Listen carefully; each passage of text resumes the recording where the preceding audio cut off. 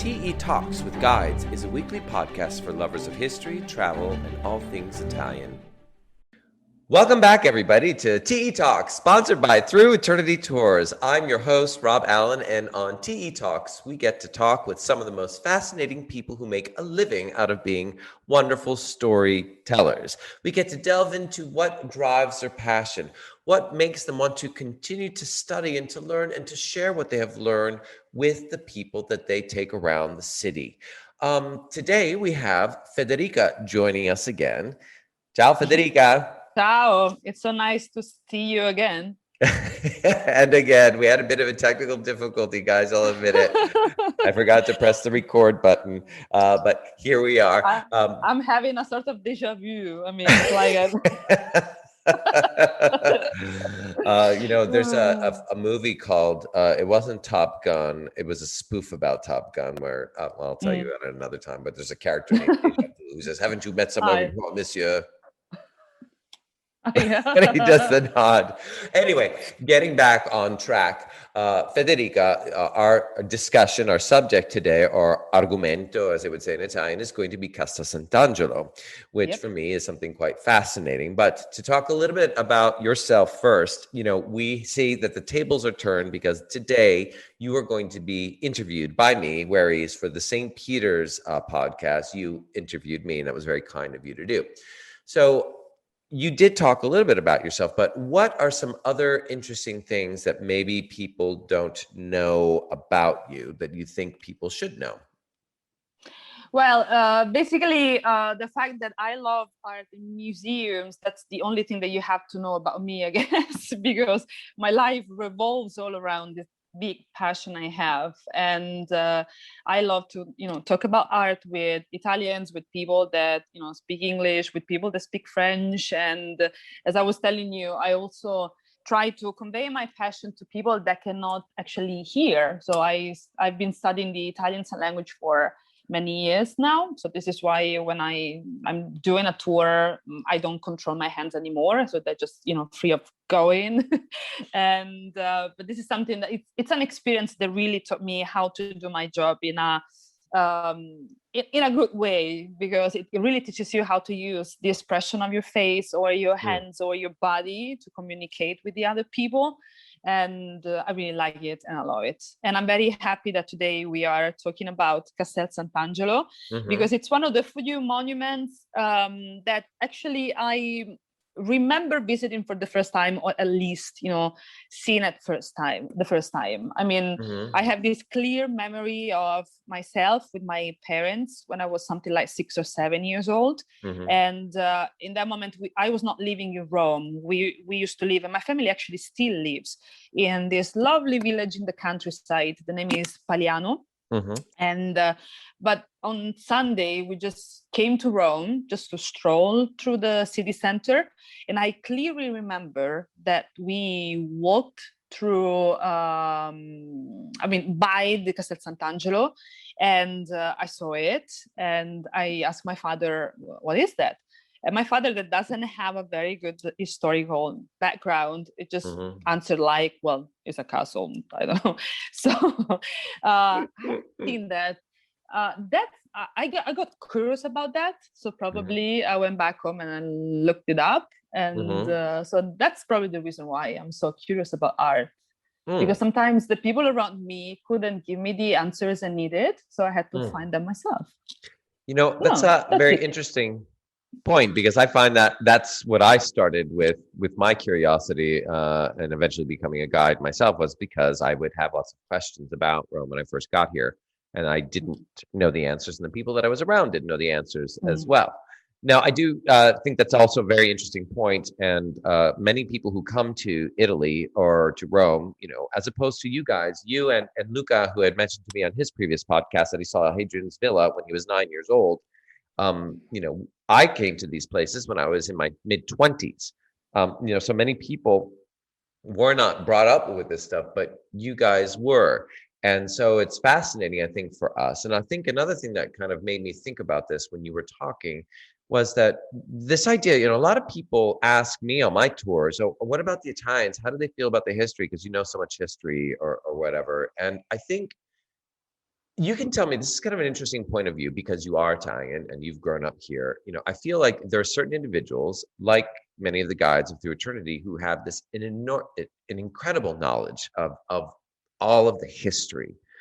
But I think that there's a small percentage of you guys that are like that, meaning Italians, because I find a lot of Italians, because my partner is Italian and his whole family, they're like, oh, Rob, we really should go. You got to really take us to the Vatican. I haven't been there since I was a child. Like every party we get to, like, oh, I was like, yeah, sure, fine, let me know.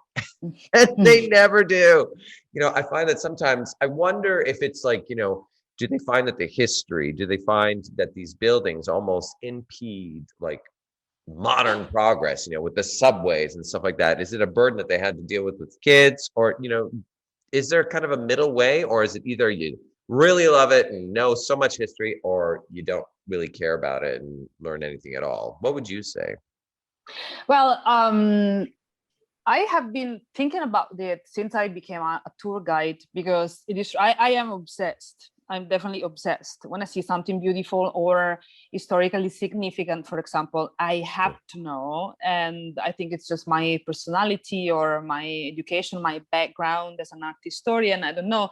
But I have to say that I am surrounded by people that probably, if you live here and you see these things every day, I don't know, you kind of take them for granted sometimes. I don't know. For example, one of my ex-boyfriends is a Roman. He has always been living in Rome. He had never seen the Colosseum. I mean, he had never entered the Colosseum, which is blasphemous in my opinion, But the thing is that it's there. You drive around it, and I don't know, you're on the subway and you have the Colosseum metro station. I mean, it's there, and you always think that, oh, I have time, one day I'll go there. After all, I mean, it's the Colosseum, everyone knows it. And so, yeah, I think it depends on your personality. And if you are a Roman, it may sound strange, but it's more probably difficult to be so passionate, because it's your DNA, it's your identity. And I think you don't feel that historical gap between you, your generation, and the generations that created those things, because those things are still there. So they live in this everlasting present, So think about, for example, the Pantheon or Castel Sant'Angelo, for example. They have always been used. And so you don't feel like they're old if you live in Rome, they're there. And so, come on. I mean, it's my stuff, and I don't need to study because I see it. I mean, it's part of my city, It's so true, because I grew up outside of New York, a suburb of New York. So for me, it's funny, most of my family, they actually don't like New York that much. They kind of think, oh, I have to go into the city. It's such a pain. They prefer to stay where they are out in the suburbs. It's nice because my parents love to go into the city. My mom loves the city, but here at times like, oh my God, you moved away from New York. Why would you move? I was like, because it was really tough. It was really tough. And yes, I guess skyscrapers, a lot of Italians have a fascination for what they don't have. There aren't that massive skyscrapers here. I remember that I think you took your honeymoon in the United States. Yeah, right? Yes. Yeah, we spent a month there. And in fact, I was reading a guide. I was reading something on the internet telling you how not to look like a tourist while in New York. And they were telling, don't look up. Don't look, surprised because there are so many skyscrapers. I mean, the Castel Sant'Angelo is probably a skyscraper in the Roman mentality because it's really tall. You don't have big buildings or tall buildings, right? So if you don't want to look like a tourist in New York, just look down. Don't look up. Don't look at the skyscrapers. Just pretend they're not there, and you will look like a New Yorker. Yeah. Well, we should get back on track, but you and I are also having a family, a lovely discussion, and I'll fit it in also about you and your beautiful little baby boy Samuel, and how you take him around in the museums, and people can see photographs of you taking him around, which is really interesting. But we should get on track with Castel St. Yes. What people are listening to. So we would talk about that Castel Sant'Angelo is, as you pointed out, one of these amazing monuments that have been standing from the ancient world, still in use continuously up through today. And I think it's actually, according to like tourist visiting sites, I think it's one of the top 10 in Italy of sites to be seen. Of course, the Colosseum is the first, but I think if you're talking about Italy, not the Vatican City, I think it's the second or the third in Rome of tickets that are sold each year of people to come and visit. Although I don't think a lot of Americans necessarily go there. I find it to be such a fascinating place. And let's go from the starting point, and then let's just kind of talk about the progression and then the understanding and how it was even incorporated into the Christian world. But it was definitively ancient pagan Roman. It was a mausoleum for the Emperor Hadrian, right? Built in 139 AD. So it's almost 2,000 years old. So let's start from there. What can you say about it? What do you think we should talk about? What should people learn about it? Well, I think that it's one of the crucial monuments for the people that live in Rome, because sometimes it's a bit complicated to understand that Rome has this huge history, and sometimes you get confused because you don't remember exactly if the Middle Ages comes before or after the Renaissance, and then what's the Baroque. It's complicated because it's just overwhelming. But when you go to Castel Sant'Angelo, if you could visit it in a chronological way, you could actually walk through these main phases of history. So you start basically with a mausoleum, a huge mausoleum for the Emperor Hadrian and members of his family. The last emperor that had his ashes put in the mausoleum, it was Caracalla, so in the 3rd century. So this was used continuously for a century, more or less. And then it gets surrounded by the new Aurelian walls in the 3rd century. And that was when the Romans think, well, what a waste. I mean, such a huge, big building just for, this scenery ornaments. Let's use it in a different way. So it kind of becomes, in the Roman, from the Roman point of view, it becomes a very important stronghold, a sort of fortress that you can actually use, to control the territory around the city and also to protect the city. And is actually used as a fortress during the Middle Ages and also as a prison. But then when in the 13th century becomes officially property of the Pope, the Pope slowly decorated, and so this is why we have this incredible apartment right on top of it. It's like a cake, like a wedding cake. I'm sorry if I'm using this, stupid metaphor, but that's the way it is. So right on top of it, you have the icing. So you have this, the topper. You have this incredible Renaissance apartment that was decorated with amazing frescoes. And so it's really fascinating because while climbing and going all the way up, you see the Roman part and then you feel the medieval presence, but then you have the Renaissance surrounding you. And when you go all the way up to the top, you also have the huge statue representing the Archangel Michael, and you can enjoy this amazing view of the city of Rome. That's one of the most beautiful places if you like to see Rome from above, so if you like taking pictures, it's just fantastic. Yeah, so it's pretty spectacular on all levels. And I think, lots of kids probably like to go into it because it's an idea of a castle in the middle of a city. So it's really interesting. So we have this mausoleum in Rome during the Roman Empire, the height of its glory, when the empire was at its largest. And so just to point out to people that it was inconceivable in that time when it was built that anyone could ever get close enough to attack the city. So it was like no idea of it was ever to be a fortress. And then, as you also pointed out, the Aurelian Wall. So we're talking about 275 AD. We have the Emperor Aurelian, from necessity, immediately putting up as quick as possible because people started to get close, that they could come and sack the city. And that had not happened since 4th century BC beforehand. So they're trying to move as quickly. So they're going to be building up these walls, which I love. I love the walls of Rome. And people don't even realize that today Rome is a walled-in city, and they're incorporating aqueducts and monuments. The monuments of Rome, like the Pyramid of Cestius, or the amphitheater Castrense. Yes. So building up all these things as quickly as possible. And of course, so was the mausoleum of Hadrian, right? Isn't there also then at a certain point, because the mausoleum was beautifully decorated with many, many statues, that there was a sacking happening? Gosh, when was it? Was it the 5th century? In the 5th century, There we go. there were the Yes. Romans that were actually, buried inside the mausoleum, and they were using those beautiful statues, and they were taking them and they were throwing them against the enemies. And so this is why many statues actually were found in the Tiber River that flows just, by the big mausoleum. Yeah. That's Can right. you imagine? I feel bad when I think about it.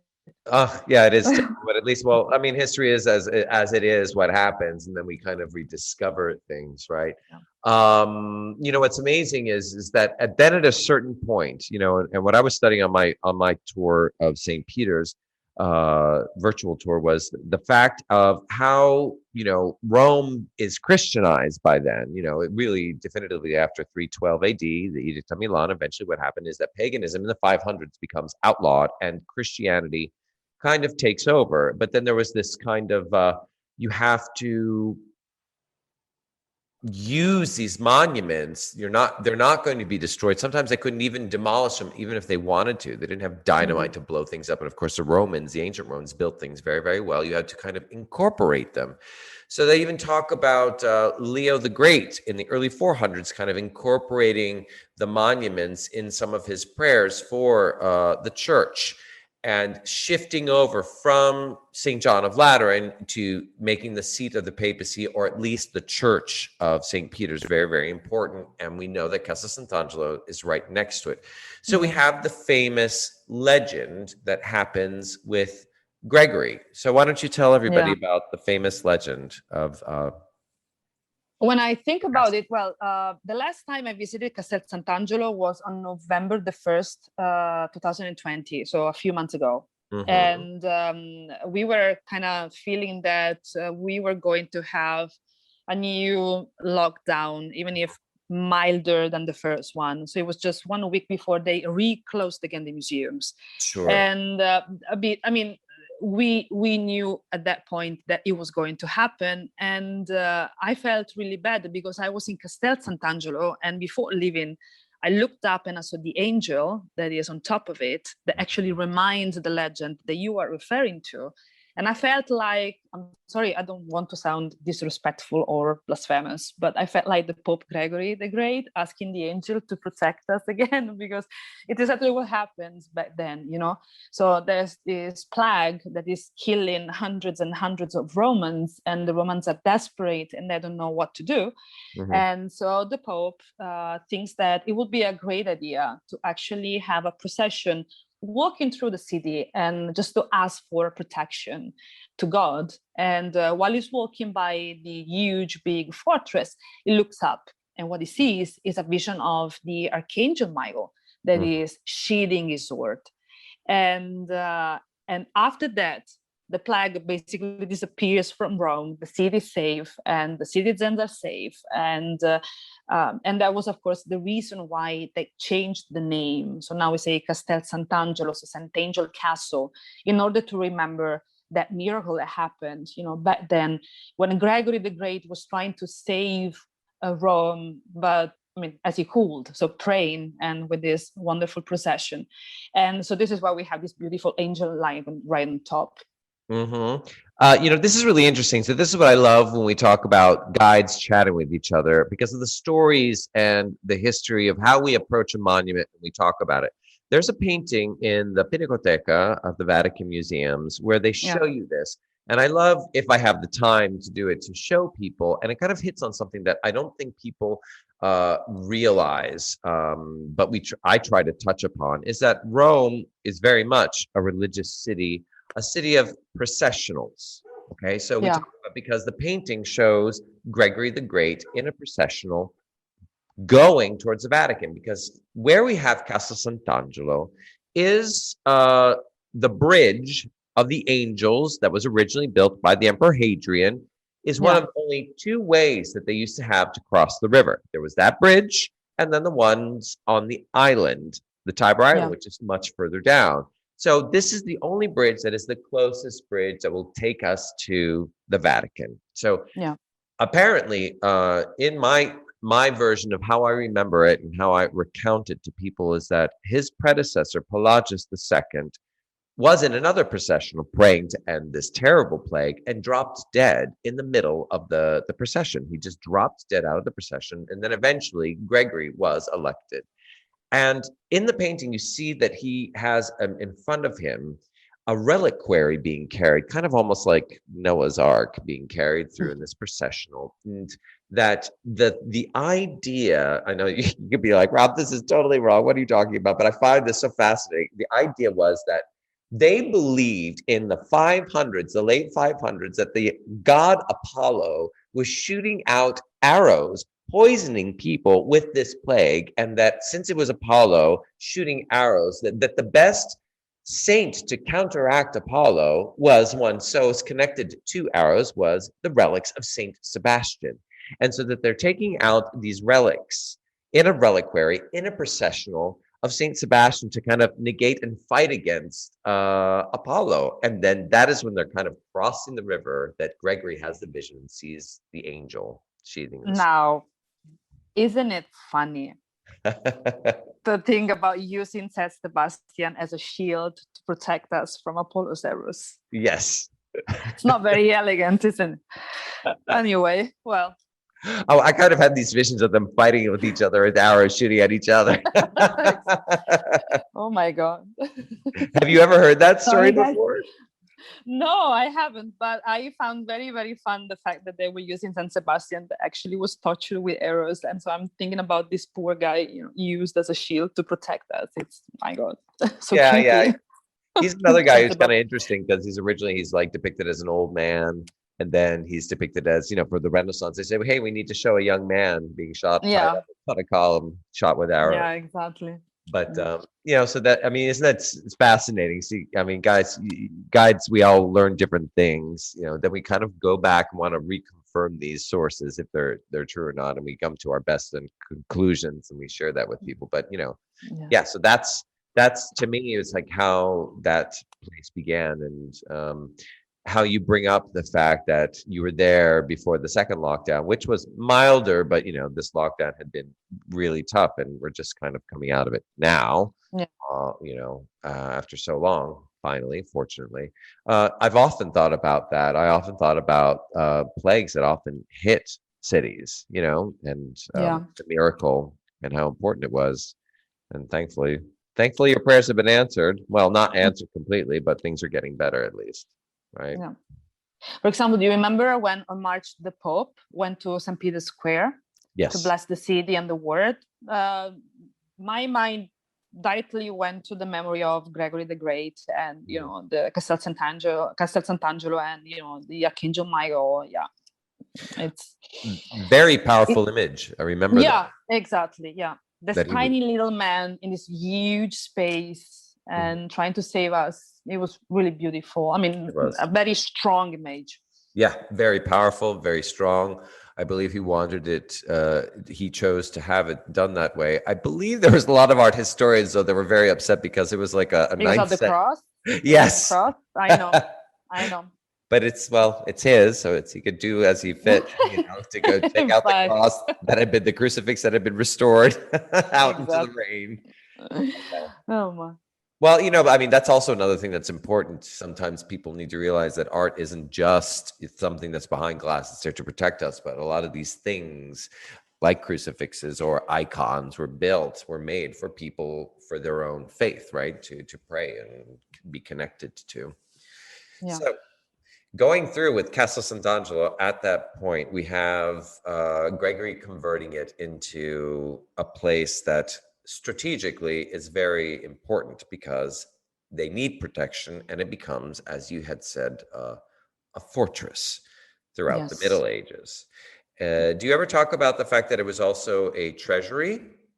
Yeah, of course. Yeah, because when you visit it, there's this beautiful room when you can see this huge, big.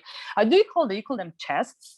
Yes, treasure chest. Yeah, chest. Yeah, exactly, and that were sometimes even used as prisons. There are these little wooden armors all around, and then you have also these treasury chests. And it is said, this is what the ancient historical documents say, that when Castel Sant'Angelo was also used as a prison, sometimes, there was not space for all the prisoners. And so this is why many of them had to stay there. And they were actually locked into these wooden armors all around, and then these huge, big treasury chests. So I think about these poor guys, because they actually found graffiti scratched by these people that were trapped inside them. Are you kidding? I never knew that. I am not. Yeah. Wow. Yeah. They were built inside the room so that they could never be taken out, and they're massive. Yeah. And they're also, I remember studying that, and you can see that there are these beautiful wooden cabinetry in the same room that the secret archives of the Vatican were kept there until 1870, more or less, until the popes lost their power, which is amazing. And that they were done, those beautiful wooden cabinets were done by Paul III. Exactly, right? Yeah. You have his coat of arms everywhere in the room. You have his name, So between 1534 and 1549, yes.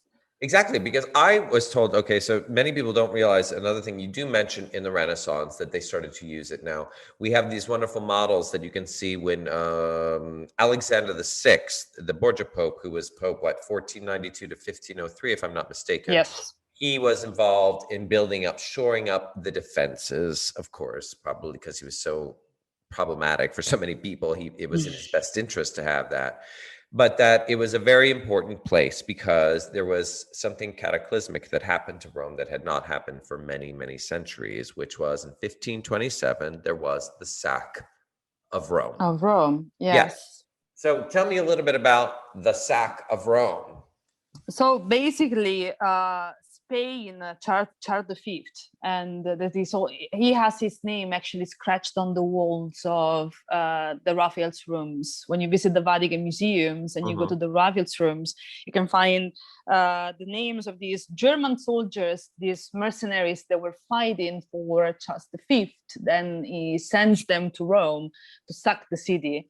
And they actually sacked the city for 8 days, more or less. They arrive on May the 6th, 1527. And it is said that while these German soldiers are sacking the city, and while the people are dying, while they are devastating the city and the churches, some of them were described as actually playing soccer with the holy heads of the saints that were actually, kept inside the Roman churches. So they were devastating the identity of Rome.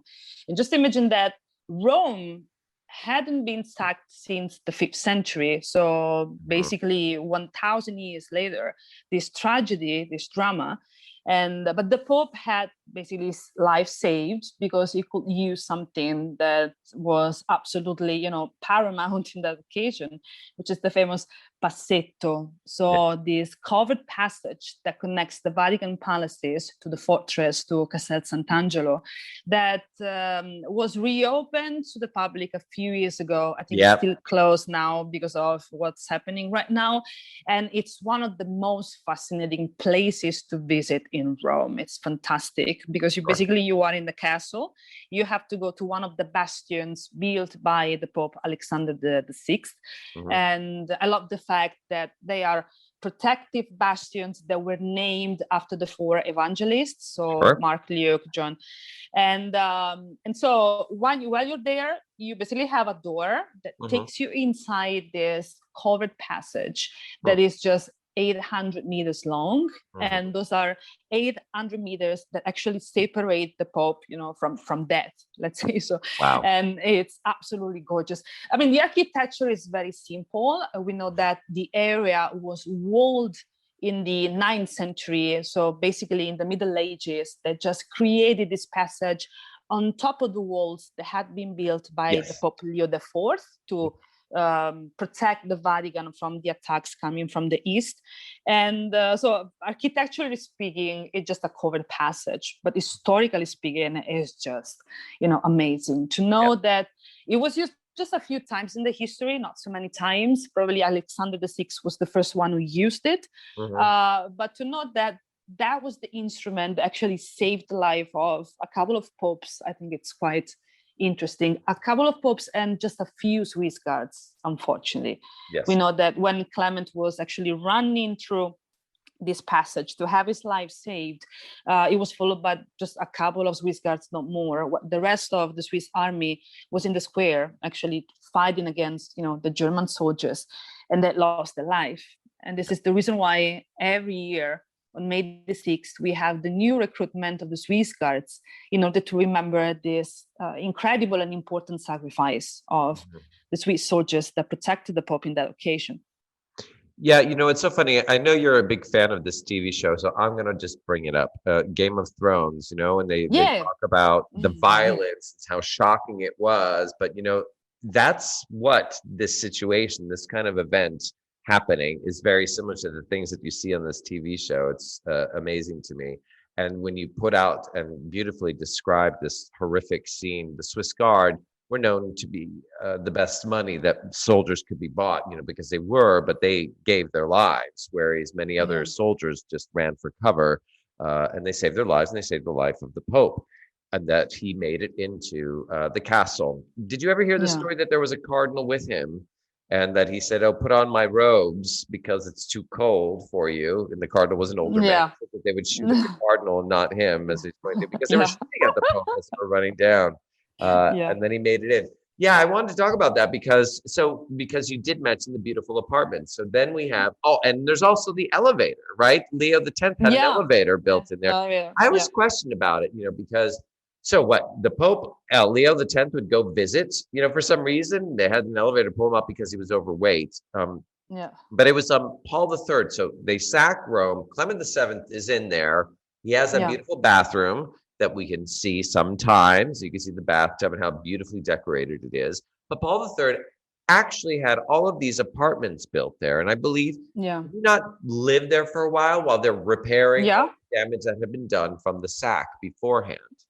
And in my opinion, making a comparison between the frescoes that Clement VII commissioned there and the frescoes that Paul III commissioned there really gives an idea of how much, painting in Rome changed after the Counter-Reformation, if I have to be honest. Sure. Because, for example, that was a very important moment of renovation of the Catholic Church.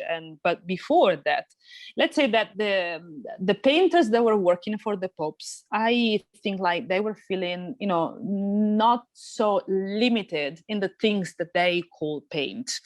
So when you actually go there and you visit this place where Clement VII used to have bath, and with these amazing frescoes with a clear reference to the ancient pagan gods. Sure. You cannot believe that there was a place that was decorated for a pope. I mean, it's crazy. It's beautiful because you have these empty thrones, but on these thrones, you have objects that are clear reference to pagan gods. You can see, for example, Mercury's hat, for example, or Venus' veil. And so it's like the message is they having a bath with the Pope in his private bathtub, so they're not there sitting, they'll be back soon, and so it's incredible. And that's one of the most beautiful, examples of the Renaissance, the kind of very pagan Renaissance. And then what happens with Paul III is actually the one that gives, that actually starts the famous Council of Trento. That was a very important moment for the Reformation of the Catholic Church after what had happened with Martin Luther and blah, blah, blah, what I'm talking about. And so it's like the painters feel like maybe we have to, limit a little bit our freedom. And so for Paul III, the reference is not to pagan gods, but to important historical men. For example, his name was Paul III, but he was born as Alexander Farnese. Yes. And so in the frescoes that he commissioned in his apartment in Castel St. Angelo, you have this incredible celebration of Alexander the Great. Yes. And so that was seen like a way of celebrating the Pope in a, not in a pagan way, but in a profane way, which is different, So, and I think it's really interesting to see that popes like Paul III, or think about, Julius II, they were actually taking inspiration from very, very important political figures. Because probably they wanted to stress the fact that I am the religious chief of the Catholic Church, but I want to be the one having the power and using the power for Rome's sake and for the Papal State. So it's great because you have Alexander the Great everywhere in the beautiful main hall. And you have the stories of Alexander the Great in the library, which is fantastic. So this is what I find very interesting, that in the same monument you have the pagan Renaissance, but also the profane and historical Renaissance. So I really like it. Yeah, it's fascinating when the way you're putting it out there, when you're saying that,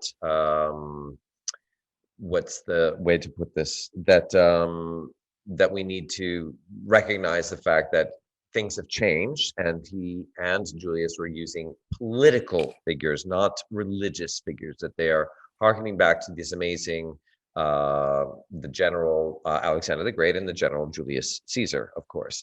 I also thought that the sacking was a very big changing point for people because of the, let's say, that things were darker and that the artwork became darker. They talk about Michelangelo escaping Rome after the ceiling had been done, but many artists had run for cover. Some never even returned to Rome after this. It must have been so horrific for them, and that things were darker. And so that's when you get to the Last Judgment, which was very different, but was originally commissioned by Clement VII, and then Paul III. Finished later. We're talking about finish it later. So as I was saying, we're back to the fact that the artwork, for many people, they often said that this sacking had such a great effect on Rome because they thought that the behavior of the papacy, the church, and the people of Rome, I think it was referred to, I forget who referred to it, as Rome was a sink of iniquity, which I found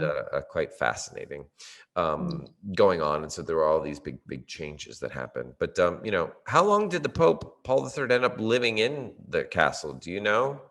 No, I don't remember exactly how long he stayed there, but no, I cannot tell you anything about that. I mean, precisely. Even because I suppose that he was living there, but of course he used to go back and forth, even because, they were very, very, very close. But I don't think that he spent too much time in there. And this is what is so surprising for me, because it's like, okay, I'm just living there, but then I'll be back in the palace. So, but he wanted that temporary apartment to be amazing. Yeah. When so that's something that really surprised me, that it's just so beautiful that I feel bad that was just a temporary apartment for the Pope. I will live there forever. I know, I will of make course. my permanent. And the contrast between the military appearance of the complex and the incredible elegance of the apartment is just fantastic. So you have this huge hall, and then on the upper floor you have the library with the treasury room, and then you also have the bedroom of the Pope, the hall of the throne, and you have these amazing frescoes painted by Perin del Vaga. There was one of the pupils of Raphael, and painted in this style that clearly reminds the famous Golden House of Nero with all these beautiful grotesques. So I don't know exactly how much time he spent there, but I am absolutely sure that was just a very short period of his life. But still, the apartment had to be perfect and amazing because the Pope had to live there. Yes. And it helps you in actually penetrating and understanding the mentality of these popes.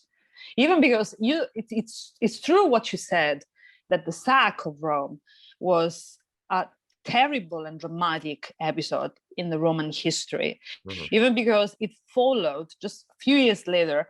It followed the other dramatic event. There was actually Martin Luther criticizing the authority of the Catholic Church. Yes. So for the Romans, that was something like the end of the world, because the authority of the Pope was undermined from the religious point of view. And from the political point of view, the Pope is not protecting us. It's not saving us anymore, because there are people that are preaching in a different way, and maybe they're right. And it's not protecting us physically, because can you see? I mean, the people are coming in, they are sacking the city, they are killing, they are stealing. They're not even respecting our holy places.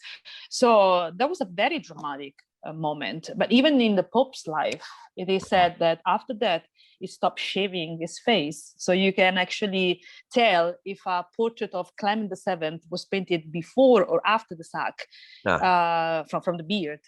Sure, yeah. Which is always like, it's funny because it's always that's recalling the ancient world, right? The ancient Romans, when they were mourning, they would grow beards, unless they were philosophers who were crazy philosophers. Or the Emperor. And Hadrian, this is a very interesting connection. Yeah, exactly. I always heard that he had pockmarks. That's why he grew to cover beards. But I think it was Antonius who said that, who didn't get along with him necessarily after a certain point. Yeah, the problem with Hadrian is that the sources that we have about this life are not so reliable, let's say so. So we have this Historia Augusta that was probably written by different writers that it's clearly against Hadrian for some reason. And that is actually, that was written much later, probably in the 4th century. And so, they are not very kind with him, if I have to be honest. We also have Dio Cassio that unfortunately, we lost the book where he writes about Hadrian's life. So we have it, but it's epitomized, which means that it was summarized by later authors. So we missed so much about it. Yeah. But I heard about the story that he had some birthmarks or something that he had to cover with the beard. But I find him very fascinating with the beard. I prefer men with beards. Oh, well, then you must like the trend now. It's been this way for the last, 10 years for men? Yeah. The best 10 years of my life. I agree with you. I appreciate it. Before I used to not like beards, but I've been having a beard myself. I'm dyeing it white, by the way, of course. Now you look great. So anyway, well, thank you, Federica. Let's just say that that can kind of encapsulate just a bit. We're scratching the surface of this amazing monument, and we didn't even talk about the fact that it has a wonderful collection of armor and weapons as well. That even another guide that we know of that works with, she was restoring these pieces, so it's fascinating. Also the cannons, and I mean, it's a lovely place to go see. It's also lovely for children. It is a lot of walking up and down stairs and stuff like that, but it's definitely worth it, with some of the most spectacular views where you get up to the top terrace. And then you could even notice signs of people scratching out papal coats of arms. I think that must have been done after the liberation of Italy or the liberation of Rome in 1870. So many things to see and admire in this city. Before we go, can I ask you, because I've been asking a lot of the guides, we like to do a little moment of TE travel tips. Do you have any tip that you'd like to recommend to people for experiencing Rome? What would you recommend for people before they come to the city or to come traveling to Italy? Because you are the last time we spoke, I gave you the advice of planning your visit carefully weather-wise. Yes. This time I'm telling you to plan your visit carefully, and when I say that, I mean that you absolutely have to know what you want to visit. I mean, you have to be an itinerary that is comprehensive of all the things you want to see, and try to plan every day very carefully, because Rome is so overwhelmed. For example, I have been working here for 14 years now. I have been studying art history and studied this stuff for 20 years now. And 1 week ago, I visited for the first time the Abbazia delle Tre Fontane, the Three Fountains Abbey. Yeah. I saw your photo. That was my first time there. And I feel so bad in telling you this. It's beautiful. I mean, I studied it. I knew that it was there. Oh, can you see? I'm like a Roman now. I'll be there. I'll go there. I visit it. And I was so surprised that was my first time. It's beautiful. It is. So yeah, try to get here when you are well prepared on the things you may find here and the things you want to visit here. I always say, yeah, sometimes it's good to get a general overview or get a taste of an area, experience it. And then because Rome is definitely a city that needs to be visited again and again, then to know more, study more about the stuff when you come up here, if this is something that's really a passion for you. But yeah, the Abbey is beautiful. I also remember they have enormous eucalyptus trees there. Yeah. 3 different places of worship where the miracle where Paul's head was cut off and bounced 3 times and 3 springs sprung up, right? Yeah. And they also have a fantastic shop where you can buy chocolate and liquors and oil and wine. So it's an enjoyable experience, from every point of view. Yes, these are things that are produced by the Abbey, right? These shops. Yeah, where the shop is. Yeah. Grayson's always knowing about this stuff. She goes to these shops all the time. Oh, chocolate sounds really nice right now. A nice piece of dark chocolate. First, because I'm dining. Anyway. Well, thank you so much, Federica. This has really been wonderful. Thank you very much for your time. Thank you for having me here. And I wanted to just add, everyone, if you guys have any questions about these podcasts or you'd like to ask me or any of the guides things that we've talked about, please feel free to write to us at office@througheternity.com. I'll make sure that we have that link in the notes. And then we may even read some of these questions out on future podcasts for our audience. Okay. Ciao, Federica. Thanks again. Ciao. Grazie. Ciao, ciao. Thank you for listening to our TE Talks with Guides. We have a new episode every Wednesday. Please subscribe to get an alert when each podcast comes out. Rate us and tell people how you enjoyed it and share it on Instagram, Facebook, or Twitter. Most importantly, if you enjoyed it, send us a feedback about the show. Also, if you are curious about what some of these people and places we talked about look like, you can subscribe to our YouTube channel and watch the video on this podcast where we have inserted special images for you to further enjoy the story.